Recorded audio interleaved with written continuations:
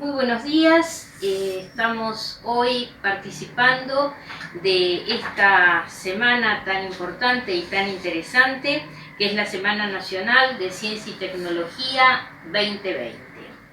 Desde el espacio de los amigos de esta nueva institución que es los amigos del doctor Augusto Raúl Cortázar, voy a darles la bienvenida y mi tema, que es un breve aporte, tiene que ver con el doctor Augusto Raúl Cortázar y su aporte al folclore ciencia. Participar en realidad en este espacio se presenta como un momento realmente oportuno para acercar a un campo de investigación, el folclore ciencia, y los aportes al mismo para sus estudios y difusión que haya realizado el doctor Augusto Raúl Cortázar.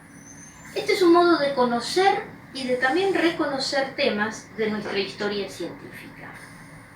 A la pregunta de ¿quién fue Augusto Raúl Cortázar? Vamos a recordar que nació un 17 de junio en la ciudad de Salta del año 1910 y falleció a muy temprana edad aquí en Buenos Aires el 16 de septiembre de 1974.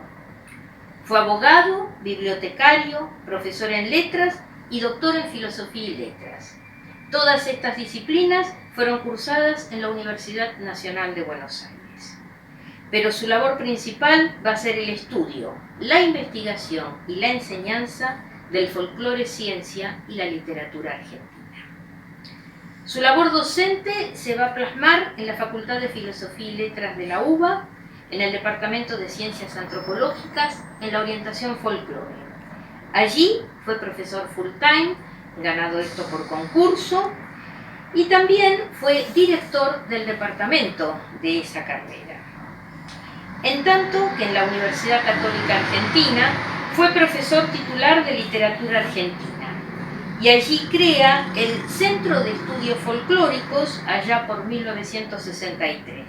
Ese fue creado como un espacio de investigación y difusión del folclore. Es el mismo instituto que hoy lleva su nombre.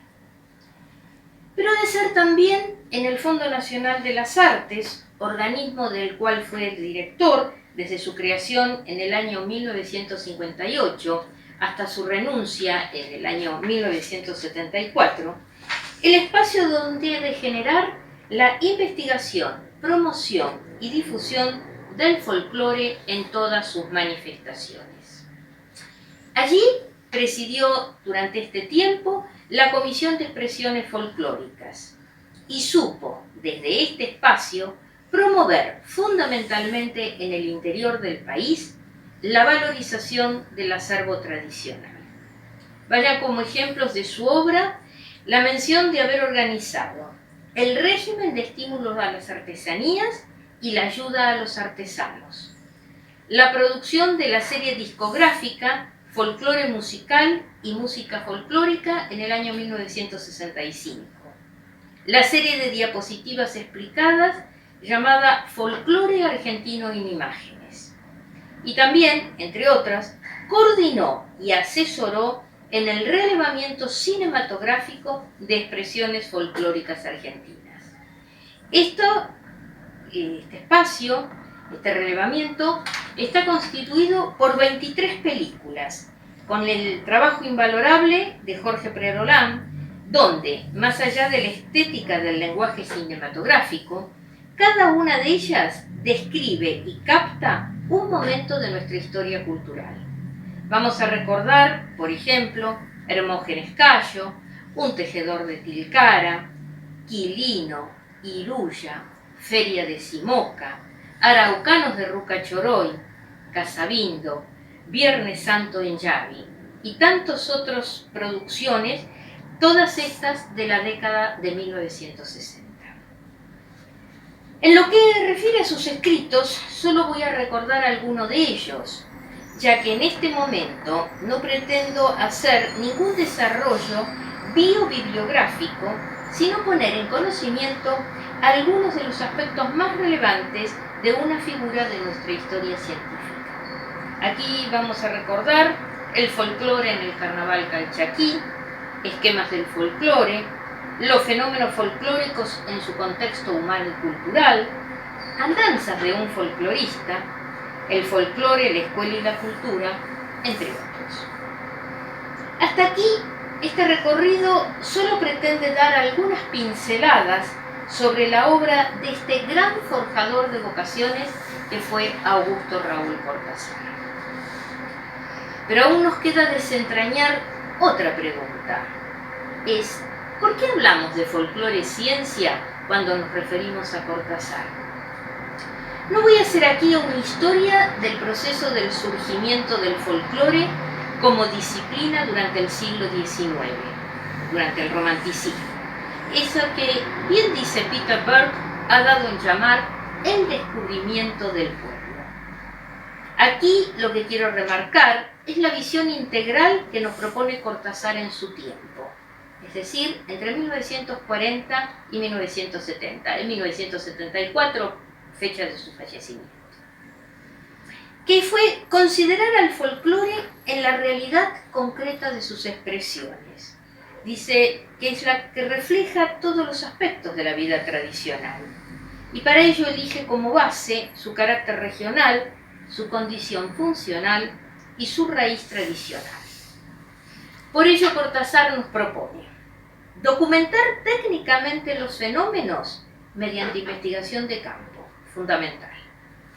Investigar científicamente los datos recogidos con auxilio de todas las ciencias. Realizar estudios monográficos comparativos en donde se extremen el análisis de los fenómenos. Plantear correlaciones fecundas entre lo regional y lo universal.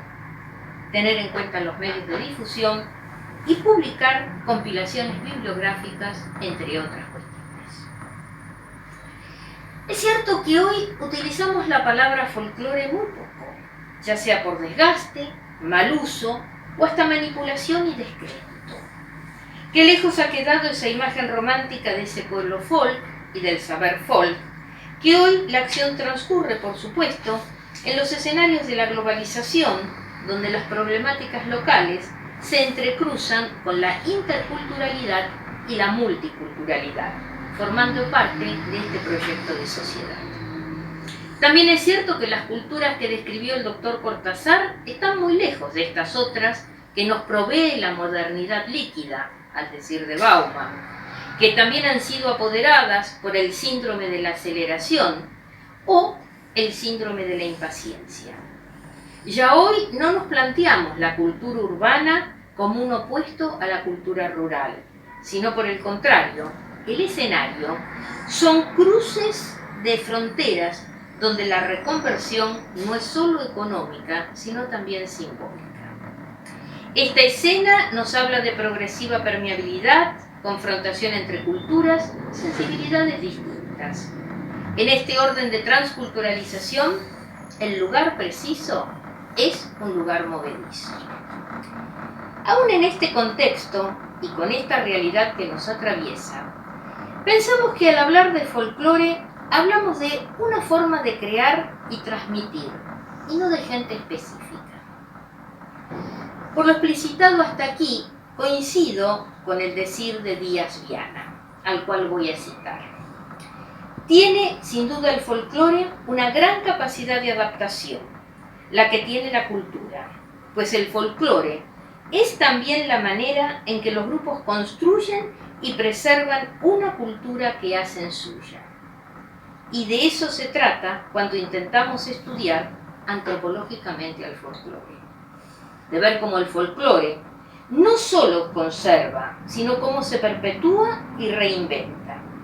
De su capacidad no solo para sobrevivir desde el pasado, sino para incorporarse al presente e incluso preludiar al futuro.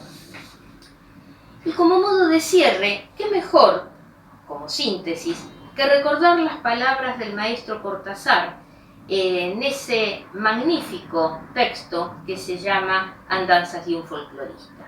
Allí nos dice el maestro: malbaratamos nuestra herencia sin conocerla, y sin conocimiento no hay amor verdadero. Muchas gracias.